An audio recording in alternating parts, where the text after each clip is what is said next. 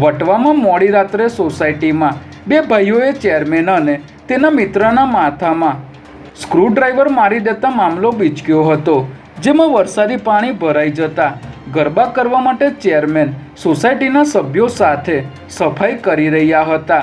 તે સમયે સોસાયટીમાં રહેતા એક યુવકે અડચણરૂપ બને તેવી રીતે એક્ટિવા પાર્ક કર્યું હોવાથી એક્ટિવા હટાવવાનું કહેતા બે ભાઈઓને ચેરમેનના માથામાં સ્ક્રૂડ્રાઈવરથી હુમલો કર્યો હતો. ત્યારે સમગ્ર મામલે વટવા પોલીસે હત્યાની કોશિશની ફરિયાદ નોંધીને તપાસ શરૂ કરી છે.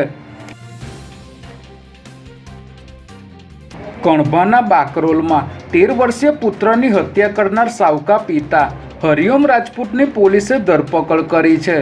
આરોપી હરિઓમ રાજપૂતની પહેલી પત્નીનું મોત થતાં તેણે બીજા લગ્ન કર્યા હતા, પરંતુ સંતાનોને લઈને પતિ પત્ની વચ્ચે અનેક વખત ઝઘડા થઈ રહ્યા હતા, જેથી આ બધાથી કંટાળીને યુપીથી તમામ લોકો બાકરોલમાં કામકાજ માટે આવ્યા હતા. ત્યારે આરોપી પિતાએ ફેક્ટરી પર પહોંચી સૂતેલા પુત્રના માથામાં સળિયાના ઘા મારી તેની હત્યા નિપજાવી હતી, જેને લઈને કણભા પોલીસે માતાની ફરિયાદના આધારે પિતા હરિઓમ રાજપૂતની ધરપકડ કરી છે.